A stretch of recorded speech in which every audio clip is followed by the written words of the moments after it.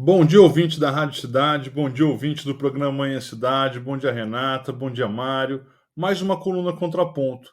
E no dia de hoje a gente vai falar um pouquinho sobre uma alteração no Estatuto da OAB que aconteceu semana passada. A Lei 14.365, ela acabou aprovando ou garantindo o direito à sustentação oral contra decisões monocráticas. Então, quando você tiver um recurso contra uma decisão monocrática, por exemplo, um recurso de agravo interno, você poderia fazer uma sustentação oral. Isso foi inserido dentro do Estatuto da OAB. E isso a gente vai analisar agora, né? Será que essa inserção ela foi realmente bem-vinda? Qual é a razão dela ser? E vamos também estabelecer alguns limites, porque muita gente acabou falando sobre isso, que teve uma aplicação ampla, que foi uma grande vitória da advocacia, mas vamos analisar um pouquinho com calma esse entusiasmo que acabou acontecendo.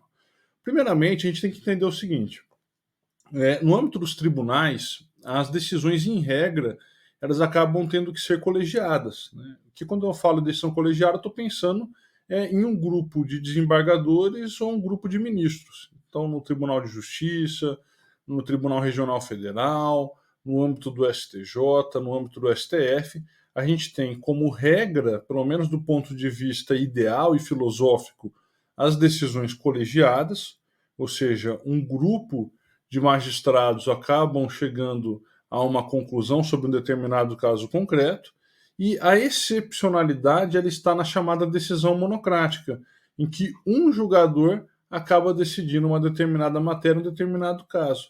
Então tem como uma exceção a decisão monocrática e como regra a decisão colegiada.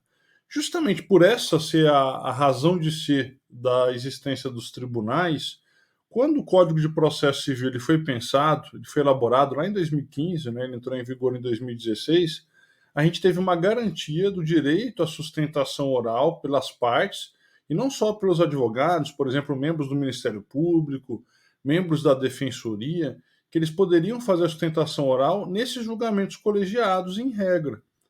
Quando veio a verdadeira a realidade, ela veio e acabou confrontando esse ideal que foi pensado, tanto na Constituição como também no Código de Processo Civil. Eu acredito que hoje a grande maioria dos casos que são julgados nos tribunais, tanto de justiça, tribunais regionais federais, no STJ e no STF, eles acabam sendo decididos de uma maneira monocrática. E por quê? Porque o CPC ele acabou também estabelecendo, paralelo a essa previsão de sustentação oral para as decisões colegiadas, ele acabou dando um grande poder para o relator. E quando ele deu esse poder para o relator, ele deu também a possibilidade de decisões sozinhas tomadas pelo relator. Até pelo não conhecimento de um recurso, pela não apreciação de um determinado recurso, porque faltou algum requisito formal para ele ser apreciado. E isso era uma reclamação dos advogados, porque depois se tinha uma decisão monocrática, os advogados faziam um recurso contra essa decisão monocrática, e desse recurso você não tinha sustentação oral. Então, o motivo dessa lei 14.365 foi isso, né? Você tentar garantir o direito à sustentação oral para os recursos contra essas decisões que eram tomadas por apenas um julgador nos tribunais. Qual que é o grande problema em relação a essa previsão? Que ela foi inserida no Estatuto da OAB. Só que esse problema ele persiste para os advogados, mas persiste também para os membros do Ministério Público e também para a Defensoria. Então a gente vai ter que fazer uma interpretação extensiva para trazer o Ministério Público e a Defensoria esse mesmo direito, né, que acabou sendo concedido aos advogados. Um outro ponto que a gente precisa debater é que um dispositivo ele foi vetado, que era o requerimento do advogado para tirar de uma pauta eventualmente virtual, pelo aquele julgamento que não fosse presencial e que fosse para um julgamento presencial. Essa demanda que foi feita pela OAB, ela acabou sendo vetada. Então a gente não tem essa previsão de transformação automática por requerimento do advogado de sair para o julgamento virtual e ir para o julgamento presencial. Mas isso pode acontecer ainda para situações em que os tribunais ainda não estão tecnicamente preparados para permitir sustentação oral. Nesses casos de decisão monocrática, agora é um direito das partes, não só dos advogados, mas do Ministério Público e da Defensoria Pública também, para quando eu não tenho o sistema que permite a gravação eletrônica da sustentação oral.